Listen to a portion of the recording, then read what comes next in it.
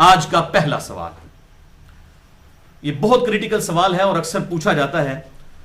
کیا نمازی کو حالت نماز میں مسجد میں داخل ہونے والا شخص سلام کر سکتا ہے؟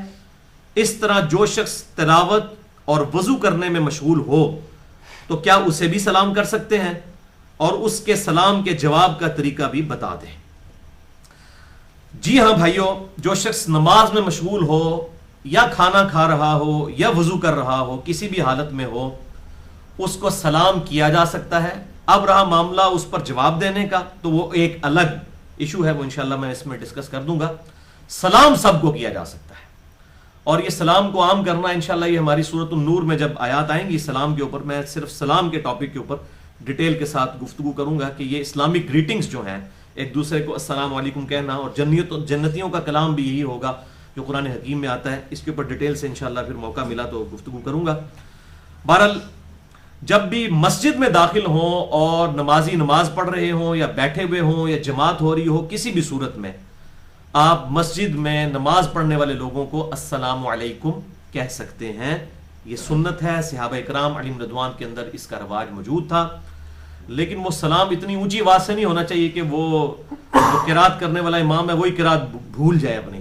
یعنی نارمل آواز میں السلام علیکم ورحمۃ اللہ۔ بعض لوگ وہ جان بوجھ کے بہت اونچا السلام علیکم کر رہے ہوتے ہیں، اس کی وجہ سے ڈسٹربنس ہوتی ہے، تو یہ بھی مقصد نہیں ہے۔ اور نہ امام مسجد کو اتنی اونچی قرات کرنی چاہیے کہ اس کے پیچھے صرف 10 بندے کھڑے ہیں اور وہ قرات کر رہے 100 بندوں جتنی، تو اس میں جو ہے وہ اسلام نے اس کو ناپسند کیا ہے، بہت اونچی آواز سے گلے پھاڑ کر بولنا۔ سورۃ الاعراف کے آخری رکوع میں اس کی ممانعت کی گئی ہے، اسی لیے آپ دیکھیں ہماری جتنی بھی عبادتیں ہیں وہ نارمل آواز کے ساتھ ہیں۔ یہ جو جہری نمازیں بھی ہیں مغرب عشاء اور فجر کی، اس میں بھی صرف پہلی 2 رکعتوں میں امام قرات اونچی کرتا ہے، باقی تو آپ آخری 2 رکعتوں میں ظہر اثر مکمل جتنے نوافل ہیں سنتیں سب کی سب جو ہیں وہ ہم پست آواز کے اندر اللہ تعالیٰ کو یاد کرتے ہیں، اور یہی پسندیدہ چیز ہے، گلا پھاڑ کرنا ہو۔ تو اس کانٹیکسٹ میں 5 صحیح الاسناد حدیث میں بیان کرتا ہوں، اور یہاں پر انصاف کا تقاضا ہے کہ مبارکباد کے مستحق ہیں اہل حدیث مکتبہ فکر کے لوگ، اور خصوصاً جماعت المسلمین والے، کہ انہوں نے اس سنت کے اوپر عمل کیا ہے۔ باقی ہمارے جو حنفی بھائی ہیں وہ تو اس سنت سے کوسوں دور ہیں اور فرقہ واریت کی بیسیکلی لعنت کا شکار ہو چکے ہیں، ادروائز میں مسئلہ کوئی نہیں تھا، بلکہ وہ تو آپ مسجد میں ویسے بھی بیٹھے ہوں تو سلام کر دیں وہ پریشان ہو جاتے ہیں کہ پتہ نہیں کیا کرنے آ گیا، کیونکہ سنت جو ہے وہ تقریباً اٹھ چکی ہے۔ تو اس حوالے سے اہل حدیث کی مسجدوں میں نے آبزرو کیا ہے کہ وہ اس سنت کے اوپر عمل کرتے ہیں۔ تو یہ 5 صحیح الاسناد حدیث۔ پہلی حدیث صحیح بخاری اور صحیح مسلم کی متفق علیہ حدیث ہے، بخاری میں 3875، مسلم میں 1201، اور مشکات میں بھی موجود ہے انٹرنیشنل نمبر کے مطابق 979 نمبر 979۔ عبداللہ ابن مسعود رضی اللہ تعالیٰ عنہ کہتے ہیں کہ ہم آپ صلی اللہ علیہ وسلم کو نماز پڑھنے کی حالت میں سلام کیا کرتے تھے، تو آپ صلی اللہ علیہ وسلم نماز کے دوران ہی وعلیکم السلام ورحمۃ اللہ کہہ کر جواب دے دیا کرتے تھے۔ پھر ہم حبشہ چلے گئے، حبشہ کی ہجرت کے بعد جب ہم واپس آئے اور ہم نے آ کر آپ صلی اللہ علیہ وسلم کو السلام علیکم کہا، تو آپ صلی اللہ علیہ وسلم نے ہمارے سلام کا جواب اپنی زبان مبارک سے نہیں دیا، تو ہم بڑے پریشان ہوئے کہ کیا وجہ ہے۔ پھر آپ صلی اللہ علیہ وسلم نے سلام پھیرنے کے بعد فرمایا کہ نماز جو ہے یہ مشغولیت کا کام ہے، اور اسی حدیث کا ایک طریق جو ہے وہ سنن نبی داؤد میں 924 نمبر اور مشکات میں 989 نمبر موجود ہے، اس میں الفاظ ہیں کہ آپ صلی اللہ علیہ وسلم نے سلام پھیرنے کے بعد ان کو کہا وعلیکم السلام ورحمۃ اللہ، اور پھر فرمایا کہ اللہ تعالیٰ کی طرف سے اب نیا حکم یہ آ چکا ہے کہ نماز کے دوران گفتگو کرنا جو ہے یہ منسوخ ہو چکا ہے، سلام کا جواب زبان سے دینا، تو اس لیے میں نے تمہارے سلام کا جواب نہیں دیا۔ دوسری حدیث صحیح مسلم میں ہے انٹرنیشنل نمبر کے مطابق 1206، بڑی ڈیٹیل کے ساتھ ہے، اور بخاری میں بھی موجود ہے 1217 نمبر،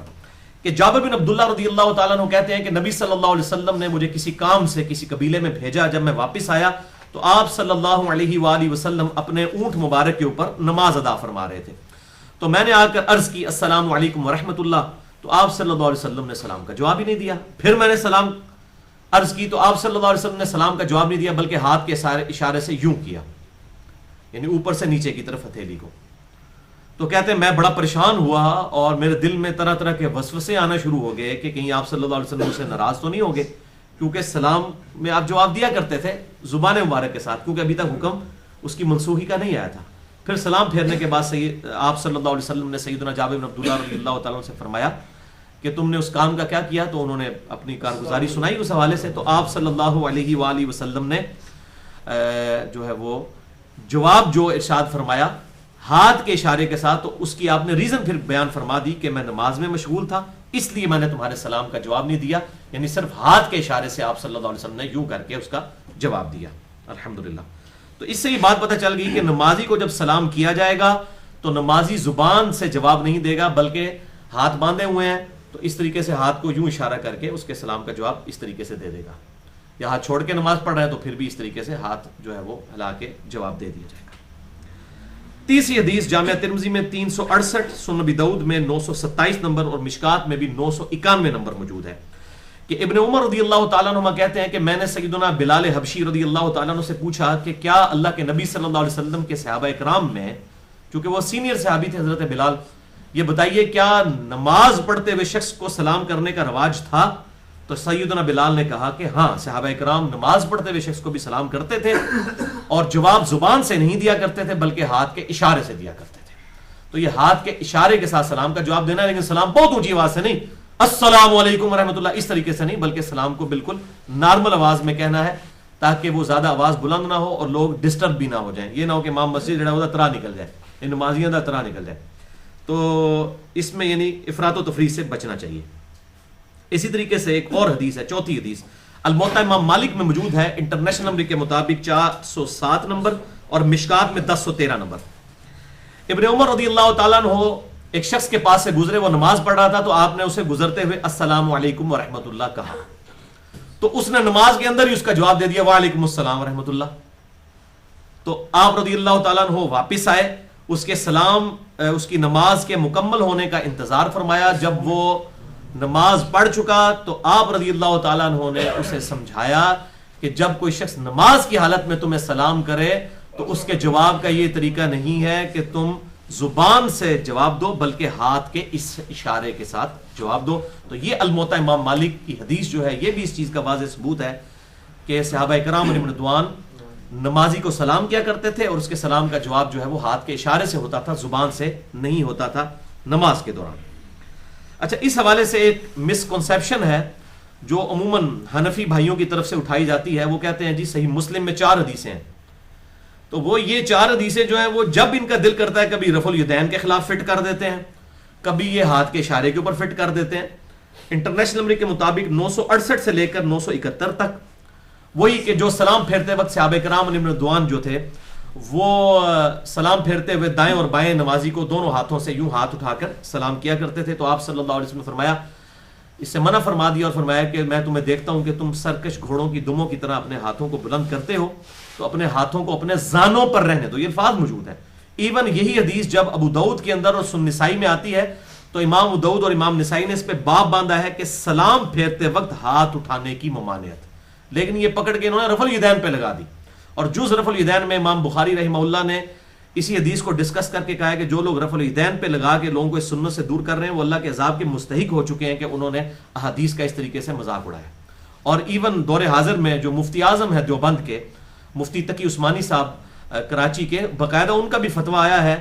دروس ترمذی کے اندر کہ یہ گھوڑوں کے دموں والی حدیث کو رفع الیدین کے اوپر لگانا یہ علمی خیانت ہے, یہ رفع الیدین سے متعلق نہیں ہے. رفع الیدین تو آپ تھپڑ مارنے کے لیے بھی ہاتھ اٹھائے تو رفع الیدین ہے. رفع الیدین کا مطلب ہے ہاتھ اٹھانا. تو ہاتھ وہ اٹھاتے تھے زانوں سے یوں اٹھا کے دائیں اور بائیں جو ہے وہ یوں سلام کیا کرتے. ویسے بھی گھوڑے کی دم جو ہے وہ اس طرح ہلتی ہے, وہ جب وہ ہلاتا ہے ایسے ایسے نہیں ہوتی, وہ ایسے ہی ہلتی ہے. تو یوں کر کے وہ سلام کرتے تھے, تو اس سے آپ صلی اللہ علیہ وسلم نے منع فرما دیا. اچھا, یہ رفع الیدین کے خلاف پیش کرتے ہیں. میں نے پھر پورا لیکچر بھی دیا, مسئلہ نمبر 70 بھی رفع الیدین سے متعلق فرقہ وارانہ نظریات کا تحقیقی جائزہ 2.25 گھنٹے کا. اس میں نے اس کو ڈیٹیل سے بیان کیا اور باقی بھی ان کے جتنے لیم ایکسکیوزز ہیں ان کو ڈسکس کیا. اب جب یہ نمازی کے سلام کا یوں جواب ہاتھ سے دیتے ہیں تو ادھر بھی یہ فٹ کر دیتے ہیں, کہتے ہیں دیکھیں جی آپ صلی اللہ علیہ وسلم نے نماز کے دوران جو ہے وہ ہاتھ کے اشارہ کرنے سے منع فرمایا. اچھا, خود یہ بھول جاتے ہیں کہ جب وطر کی نماز میں تیسری رکعت کے اندر رفع الیدین کرتے ہیں, عید کی نماز میں جو زائد تکبیرات ہیں ان میں رفع الیدین کرتے ہیں, اس وقت یہ گھوڑے کی دموں والا معاملہ نہیں ہو رہا ہوتا. تو یہ میں نے علمی جواب ان کو, الزامی جواب جو ہے اینٹی وینم جس کو کہتا ہوں میں, پھکی پنجابی میں, وہ بھی دیا ہے. اور امام بخاری نے بھی یہ پھکی دی ہے جو رفع الیدین کے اندر کہ جو آپ یہ کام کرتے ہیں, ہم بھی اس کو جو ہے سنت سمجھتے ہیں. 3 تابعین سے ثابت ہے کہ دعائے قنوت سے پہلے, اور سیدنا عمر سے بھی ثابت ہے علیہم السلام کہ وہ رفع الیدین کر کے دوبارہ سے ہاتھ باندھ کر تو دعائے قنوت پڑھا کرتے تھے. تو یہ بالکل جائز ہے, سنت سے ثابت ہے. تو وہ رفع الیدین کیا منسوخ نہیں ہوا؟ یہ کہتے ہیں پہلے کے علاوہ سارے منسوخ ہو چکے ہیں. تو یہ ہاتھ کے اشارے سے جو منع فرمایا, سلام پھیرتے وقت منع فرمایا, اس وقت منع نہیں فرمایا. اس کے علاوہ اور کئی اشارے موجود ہیں, میں اس کا بھی آپ کو حوالہ دے دیتا ہوں. ایک بڑی مشہور حدیث ہے, صحیح بخاری اور مسلم کی متفق علیہ حدیث ہے. بخاری میں 1234, مسلم میں 949 نمبر, مشکات میں 988 نمبر. بڑی مشہور حدیث ہے کہ آپ صلی اللہ علیہ وسلم کے بیماری کے آخری ایام تھے, تو آپ صلی اللہ علیہ وآلہ وسلم مسجد نبوی میں نماز پڑھانے کے لیے تشریف لائے. سیدنا ابوبکر صدیق رضی اللہ تعالیٰ عنہ مصلی پر نماز پڑھا رہے تھے آن دا بہاف آف پروفٹ. آپ صلی اللہ علیہ وسلم نے ان کو حکم فرمایا تھا. تو اسی دوران آپ صلی اللہ علیہ وسلم تشریف لے آئے, تو صحابہ کرام علیہم رضوان نے یوں نماز میں یوں ہاتھ میں ہاتھ مار کے نا, اس طرح آپ صلی اللہ علیہ وسلم کے آنے کی خبر دی, دستک دے کے یوں ایسے اپنی ہتھیلیوں پہ مار کے, تاکہ سیدنا ابوبکر صدیق کو پتہ چل جائے کہ آپ صلی اللہ علیہ وسلم جو ہے وہ تشریف لے آئے ہیں. اور آپ صلی اللہ علیہ وسلم جو ہے وہ صفے چیرتے ہوئے آگے گئے. سیدنا ابوبکر صدیق رضی اللہ تعالیٰ عنہ کو آپ صلی اللہ علیہ وسلم نے اشارہ فرمایا کہ اپنے مصلی پر رہو, لیکن وہ ادبر جو ہے اپنا مصلی چھوڑ کر پیچھے آ گیا. پھر آپ صلی اللہ علیہ وسلم آگے مصلی پر آئے اور آپ نے نماز مکمل فرما کر ارشاد فرمایا کہ جب ابوبکر میں نے تمہیں کہا تھا کہ اپنے مصلی پر قائم رہو تو تم نے رہنا چاہیے تھا. تو سیدنا ابوبکر نے بہت ہی زبردست جواب دیا. انہوں نے کہا ابو قحافہ کے بچے کی کیا مجال کہ اللہ کے نبی تشریف لے اور وہ مصلی پر کھڑا رہے. یعنی کس طرح اپنے آپ کو عاجزی سے ذکر کیا. یعنی کہا ابو بکر الصدیق کی کیا مجال, انہوں نے کہا کہ ابھی قحافہ کے بچے کی کیا مجال, اس کی کیا اوقات کہ وہ مصلی پر کھڑا رہے جبکہ اللہ کے رسول تشریف لے آئے صلی اللہ علیہ وسلم, تو مصلی چھوڑ دیا. تو یہ میں آپ کو بات بتا دوں, حضرت ابوبکر صدیق کے پیچھے آپ صلی اللہ علیہ وسلم نے کوئی نماز کبھی بھی نہیں پڑھی. ہاں صرف ایک شخص ہے جس کے پیچھے آپ نے نماز پڑھی ہے, وہ سیدنا عبد الرحمن بن عوف ہے. وہ صحیح مسلم میں حدیث موجود ہے کہ آپ صلی اللہ علیہ وسلم کسی مقدمے کو نپٹانے کے لیے یہودیوں کے مدرسے میں گئے ہوئے تھے. پیچھے سے عصر کا وقت ختم ہو رہا تھا, تو صحابہ کرام پہلے انتظار کرتے رہے. پھر انہوں نے کہا کہ آپ صلی اللہ علیہ وسلم اصحاب کے ساتھ اندر گئے ہیں تو نماز پڑھ لی ہوگی. تو عبد الرحمن بن عوف کو مصلی پر کھڑا کر دیا, اور اسی دوران آپ صلی اللہ علیہ وسلم تشریف لے آئے. 2 رکعتیں ہو چکی ہوئی تھیں, صحیح مسلم کے الفاظ ہیں. تو صحابہ کرام نے پھر جو ہے وہ مطلع کیا عبد الرحمن بن عوف کو, لیکن آپ صلی اللہ علیہ وسلم نے اشارہ فرمایا کہ تم نماز پڑھاؤ. تو عبد الرحمن بن عوف نے جو ہے وہ حکم کو ادب پر فوقیت دیتے ہوئے, اور ظاہر ہے کہ حکم ادب پر فوقیت ہی رکھتا ہے, انہوں نے آپ صلی اللہ علیہ وسلم کے حکم کی تعمیل کی, نماز مکمل کروائی. اور آپ صلی اللہ علیہ وسلم نے جب سلام پھیر دیا عبد الرحمن بن عوف نے, تو آپ نے اپنی 2 رکعتیں جو ہے وہ مکمل کی. اور بعض روایات میں آتی ہیں کہ صحابہ کرام استغفار بھی پڑھنا شروع ہو گئے, ڈر گئے نا کہ آپ صلی اللہ علیہ وسلم کی 2 رکعتیں رہ گئی ہیں, تو یعنی آپ کا انتظار کرنا چاہیے تھا. ظاہر صحابہ کرام تو اس معاملے میں بہت کانشیس ہوا کرتے تھے. بہرحال وہ جو بخاری اور مسلم کی میں نے حدیث سیدنا ابوبکر صدیق رضی اللہ تعالیٰ عنہ کے حوالے سے بیان کی ہے, اس حدیث میں پھر آپ صلی اللہ علیہ وسلم نے فرمایا کہ اگر تم نے امام کو کسی غلطی پر مطلع کرنا ہو تو مرد حضرات کہا کریں سبحان اللہ سبحان اللہ سبحان اللہ, اللہ پاک ہے, یعنی اللہ تو غلطی نہیں کرتا, یہ بندہ غلطی کر سکتا ہے.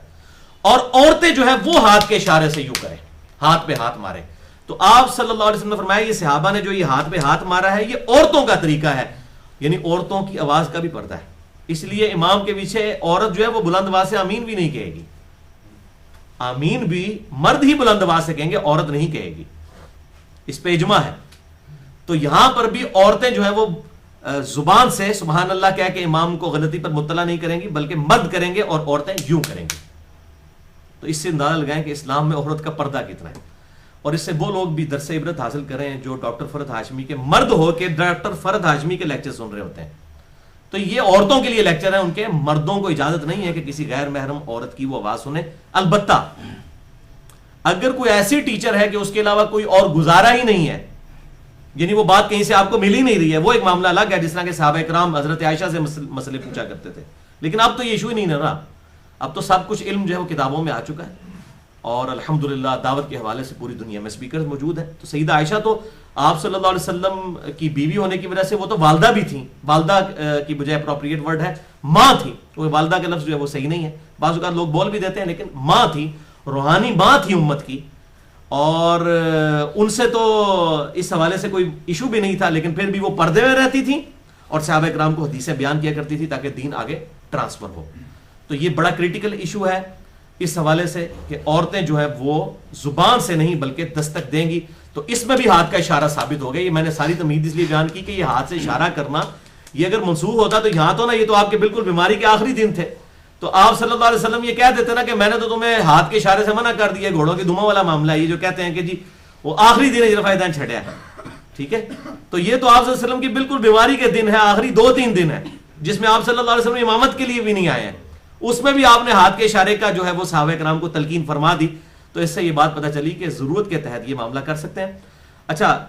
عموماً اہل حدیث حضرات کو تو یہ ایشو پتہ ہے، وہ امام کو جب لقمہ دیتے ہیں سبحان اللہ کہتے ہیں، باقی حنفیوں کی میں نے مسجدوں میں دیکھا ہے جب کبھی امام کو غلطی لگے، یعنی امام جو ہے وہ اس نے دوسری رکعت تھوڑی لمبی کر دی اور خطرہ پڑ گیا کہ 4 رکعت والی میں اسلام ہی نہ پھیر دے، تو پیچھے مقتدی جو ہے اللہ اکبر کہہ رہے ہوتے ہیں، اسے اللہ اکبر سے لقمہ نہیں دینا چاہیے۔ اس کی وجہ یہ ہے کہ اللہ اکبر کا تو امام کو پتہ ہی نہیں چلے گا کہ یہ لقمہ کس لیے دیا جا رہا ہے، عین ممکن ہے بعض لوگ ایسے ہیں جو پیچھے آگے نماز بھی نیت کرتے ہیں تو اللہ اکبر کر کے شروع کرتے ہیں، اب یہ کیا پتہ ہے کہ وہ غلطی پر پوائنٹ آؤٹ کیا جا رہا ہے یا کسی شخص نے اللہ اکبر کہہ کے خود اپنی نماز شروع کی ہے، یہ تو پتہ ہی نہیں چل سکتا۔ سبحان اللہ جب آپ کہیں گے تو وہ غلطی کا اس کے اوپر اشارہ ہوگا، تو پھر وہ اس کے لیے کھڑا ہوگا۔ باقی سجدہ صاحب کے حوالے سے مسئلہ نمبر 92 میرا الحمدللہ ریکارڈ ہے، جسے شوق ہو تو وہ دیکھ سکتا ہے۔ تو اس سے یہ بھی بات پتہ چل گئی ساتھ ہی ساتھ ہاتھ کے اشارے کی اجازت سے کہ نماز کی حالت میں اگر کسی کا موبائل فون جو ہے وہ بج جاتا ہے اور وہ سائلنٹ کرنا بھول گیا تھا تو وہ ایک ہاتھ سے اس کو نکال کے بند بھی کر سکتا ہے، اس کی ٹون کو آف کر سکتا ہے، اس میں کوئی حرج نہیں ہے، یہ شرعی عذر ہے۔ باقی کوشش یہی کریں کہ امام مسجد کی ذمہ داری ہے کہ وہ لوگوں کو اس کے اوپر ایمفسائز کرے کہ وہ موبائل فون کو بند کر دیا کریں، نماز شروع کرنے سے پہلے ایٹ لیسٹ سائلنٹ ضرور کر دیا کریں۔